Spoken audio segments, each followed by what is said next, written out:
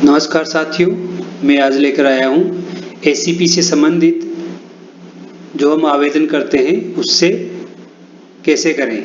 तो अपने staff window पे जाएं। स्टाफ विंडो पे जाने के बाद आप लॉगिन करेंगे। लॉगिन करते ही आपकी जो प्रोसेस है वो कंप्लीट करें और कंप्लीट करने के बाद में जो आपका होम पेज खुलेगा सीधे उस पर यहाँ फॉरम दे रखा है, ये फॉरम यहाँ पर आ जाएं। फॉरम में नीचे देखें एप्लीकेशन फॉर डिपार्टमेंटल सर्विस, इसको ओके करें और यहाँ पर आपको एक फिर फॉरम्स लिखा हुआ आएगा, इसको ओके कर दें। इसको ओके करते ही आपको जो पहला टैब है पिंक कलर में यहाँ पर आएगा अप्लाई फॉर एसीपी, तो यहाँ पर आप क्लिक कर दीजिए।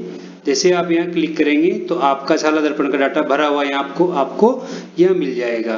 आप अपने समस्त डाटा को अपने ओरिजिनल सत्यापन से अपने जो आपकी सर्विस रिकॉर्ड है उससे मैच कर लें। मैच करने के बाद आप उसको आगे के लिए भरे। मूल पद जिससे एसीपी की गणना की जानी है वो देखें, कार्यगण तिथि देखें और कार्यगण तिथि जो है आपने कार्यगण किया गया है जिसका आपको लेटर मिला होगा उसकी यहाँ पर आपको फाइल चुने, वो पीडीएफ में होना चाहिए। और आपने कार्यगण दोपहर से पहले किया है तो यहाँ टिक करें, दोपहर के बाद किया है तो यहाँ करें। यदि प्रथम नियुक्ति जिला परिषद पंचायत समिति के माध्यम से तृतीय श्रेणी अध्यापक के पद पर हुई हो तो जिला स्थापना समिति द्वारा जारी चयन आदेश की प्रति भी अपलोड करें। ये स्थायीकरण तिथि डालकर आप यहाँ पर उसकी फाइल अपलोड कर सकते हैं। आपका जो संवर्ग है वो कौन सा है, राज्य सेवा, अधीनस्थ सेवा, मंत्रालयिक सेवा, जो भी है वो डालकर यहाँ पर सेव कर दें।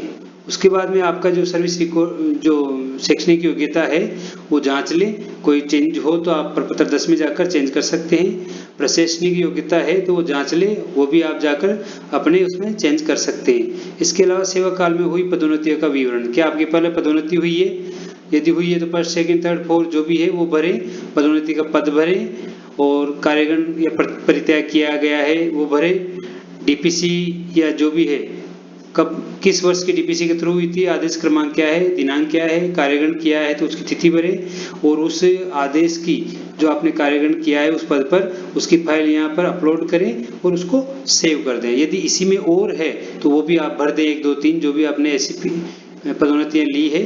पूर्व में स्वीकृत चयनित वरिष्ठ वेतनमान का विवरण, आपने जो वेतनमान है वो कितनी बार वरिष्ठ वेतनमान या स्वीकृत चयनित वेतनमान लिया है वो भर दें, कौन से वेतन आयोग से लिया है वो भर दें, वेतनमान बैंड भर दें। जैसे मान लो कि मेरा पहला वेतनमान है और वो 7th पे में चल रहा है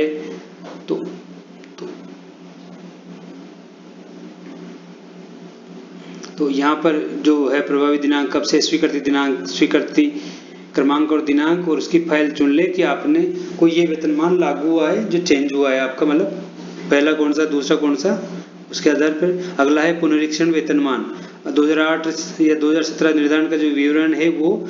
एक और चीज ध्यान रखें, यहाँ लागू नहीं है, अगर जो आपके लागू नहीं है उस पर यस करें, यदि आपके लागू है तो नो करें। जैसे मान लो सेवा काल में पदोन्नति हुई है तो यहाँ पर मैंने कहा कि लागू नहीं है, लागू नहीं है तो जैसे ही लागू नहीं है तो ये आपसे हट जाएगा। पूर्व में चयनित वरिष्ठ वेतनमान का विवरण, ऐसा कुछ भी नहीं है तो ये लागू नहीं है तो ये भी हट जाएगा। यहाँ पर पुनरीक्षण वेतनमान ये नहीं है, लागू आप पे नहीं है तो उसको हटाते जाएं। आवेदित एसीपी का विवरण, ये जो प्रकार है वो कौन से वर्ष के हिसाब से, 9 वर्ष की, 10 वर्ष की, 18 वर्ष, 20 वर्ष, 27 वर्ष, 30 वर्ष जो भी है वो आप कर सकते हो। देय दिनांक कब से लागू होगी, तो आपकी जो ज्वाइनिंग तिथि है उससे 10 साल आप गिन ले, 9 साल है तो 9 गिन ले, 20 है तो 20, 30 है तो 30 गिन ले, वो उसी तारीख को जिस तारीख को ज्वाइनिंग की थी उसके ठीक 10वें साल की उसी तारीख को आप वो मान ले, 10 जो 9 है, 10 है, 20, 25, 30, 27 जो भी है और कौन सा वेतनमान दे वो आप यहाँ भर दें। पेमेंट क्या है, ग्रेड पे क्या है आपका, लेवल वगैरह यहाँ अपने आप आ जाएगी जब आप यहाँ भरेंगे तो वहाँ से चुन लें।